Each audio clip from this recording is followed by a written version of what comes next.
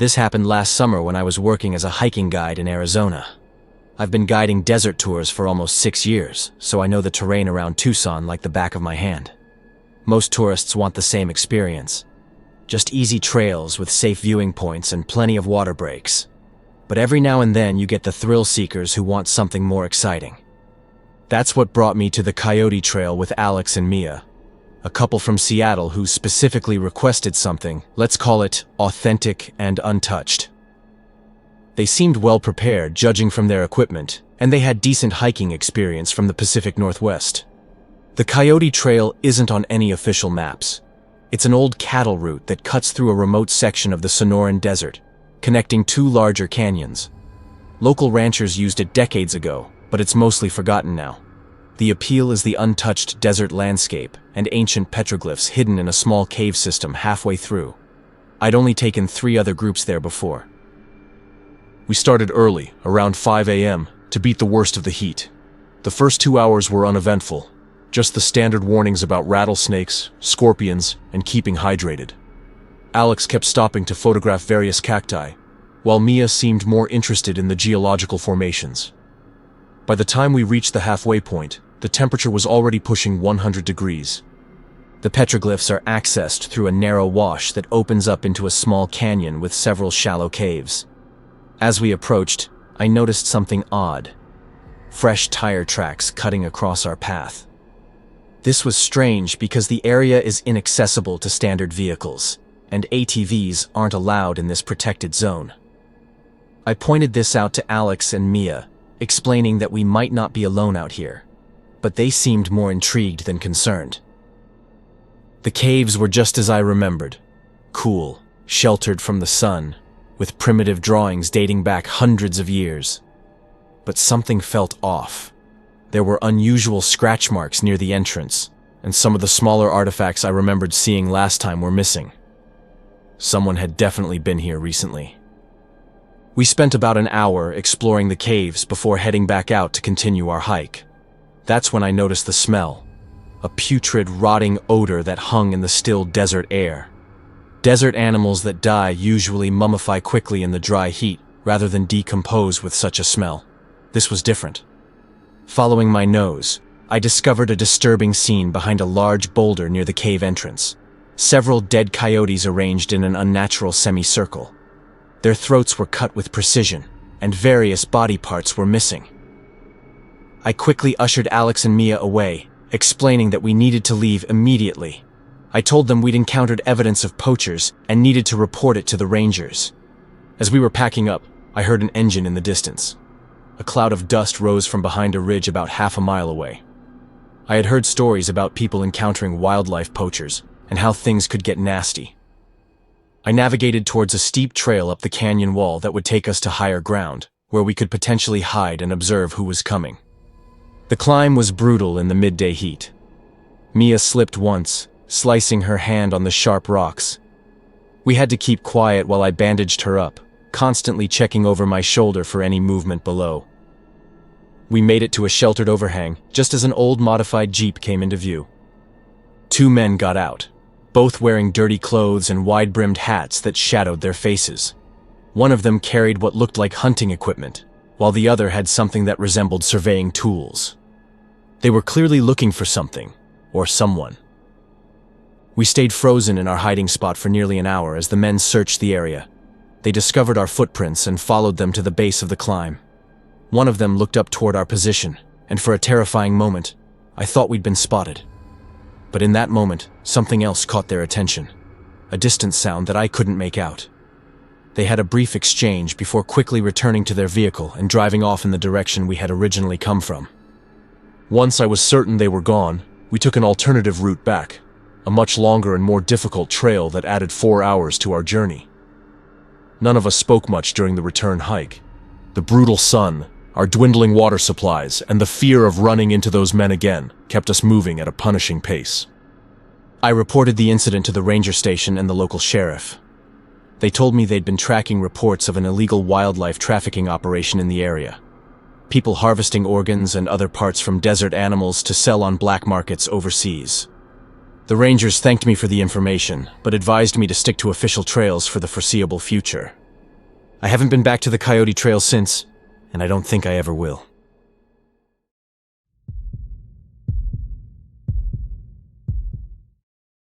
I've been a long-haul trucker for 15 years, and I've seen most of what this country has to offer from behind my windshield. After so many miles, you develop instincts about routes, weather patterns, and especially shortcuts. That's what got me into trouble last summer on what should have been a routine delivery to Phoenix. I was running behind schedule after getting caught in construction outside of Albuquerque. My dispatcher was breathing down my neck about delivery times, and I knew there was an old highway that cut through a stretch of Nevada desert that could save me nearly 2 hours. The route wasn't on most GPS systems anymore. I'd heard about it from other drivers who swore it was still passable, just unmaintained since the new interstate opened. Around sunset, I found the turnoff. The road was cracked and faded, with weeds pushing through the asphalt, but it seemed solid enough for my rig. The first hour went just fine. The desert spread out endlessly on both sides, beautiful in its desolation. As night fell, I noticed there were no other vehicles, not surprising for an abandoned highway, but the complete absence of headlights in either direction started to feel eerie. About 3 hours in, my truck began to overheat. The temperature gauge climbed steadily despite the cool night air.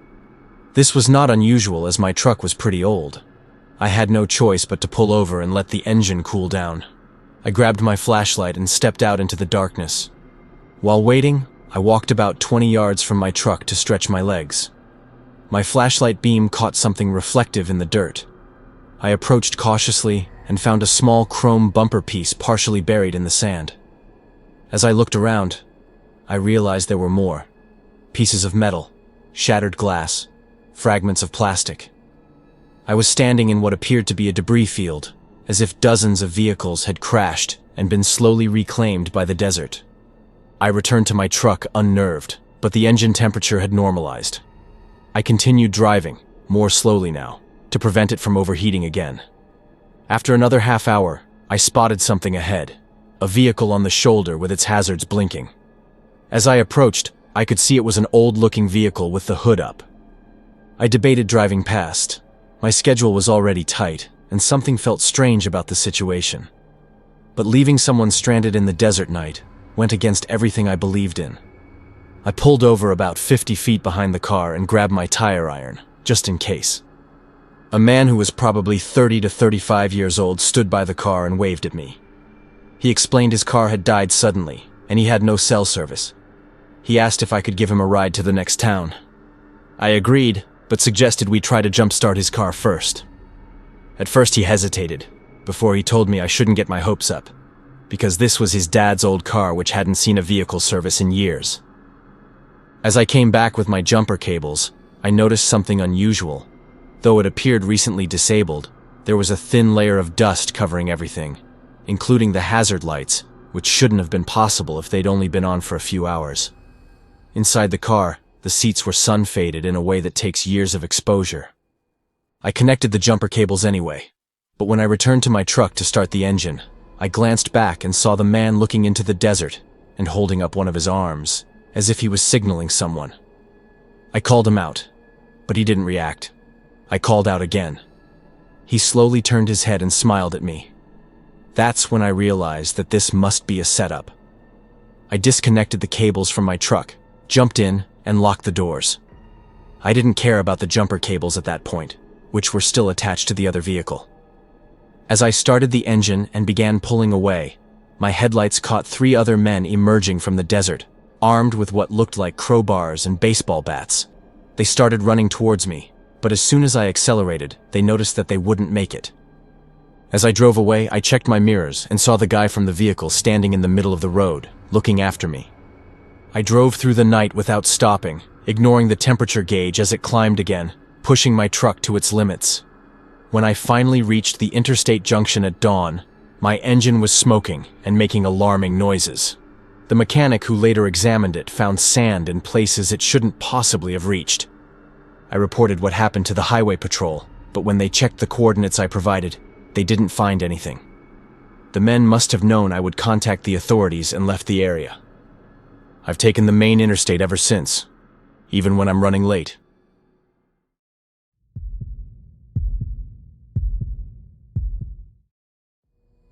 For my own personal safety, I will not provide any names in this story. I once took a dispatcher job at a remote outpost in the desert of southern New Mexico.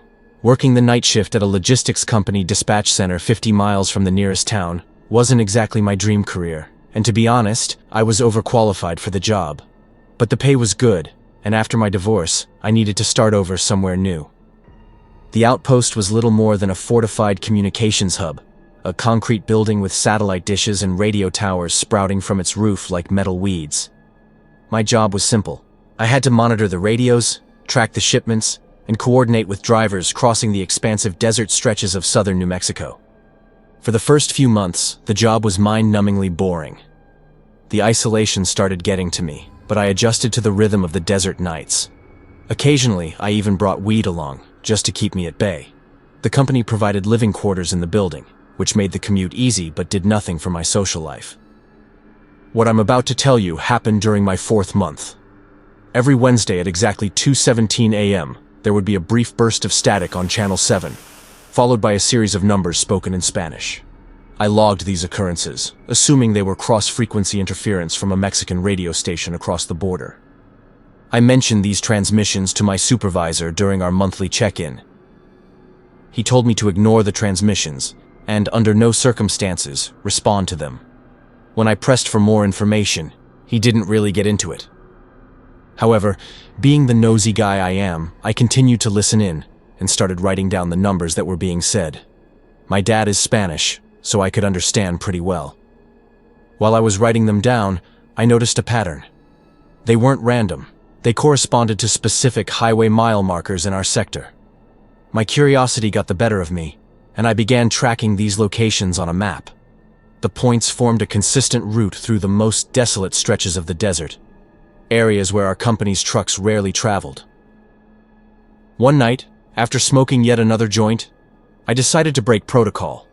When the static burst came through, I responded with a simple acknowledgement. Silence followed, and I never got a response. The next day, my supervisor made an unexpected visit, and I could tell that something was on. He didn't smile at all and told me I was being transferred to a different outpost effective immediately. When I refused, he became agitated and warned me that I didn't understand what I was involved in. I packed my belongings and decided to leave before the situation escalated further. It was already dark outside, and as I was loading my car, I noticed headlights in the distance, approaching the outpost. Thinking it was my replacement arriving early, I waited. A black SUV pulled up to the building. 3 men carrying large firearms exited the vehicle. I couldn't tell you what they were. They had no patches or identification, so they definitely weren't military or police. Apparently they hadn't seen me, as the parking lot was about 60 yards away from the building. I ducked behind my car and watched as they entered the outpost without knocking. Instinct told me to leave immediately, but my personal laptop and some of my clothes were still inside. I wasn't planning on giving them up. Through a window, I could see the men systematically searching the control room. One of them was reviewing the radio logs at my workstation. Another was speaking into a satellite phone. Suddenly, my phone vibrated in my pocket. It was a text from my supervisor. It said, "Run, now." I didn't hesitate. I jumped in the car, started the engine, and got out of there. I'm sure the men had heard the car, but they didn't seem to follow. It's been 11 months since that night. I've moved 4 times, mainly used cash, and tried to stay off the grid. Sometimes I catch brief news stories about communication disruptions in the southwest desert. I recognize the locations. They align perfectly with the coordinates that I had intercepted. Last week, I received an unmarked envelope containing only a newspaper clipping about my former supervisor's accident. The article described a single vehicle crash on a desert highway with no witnesses. Paper-clipped to the article was a handwritten note with just one sentence. Some frequencies should remain silent.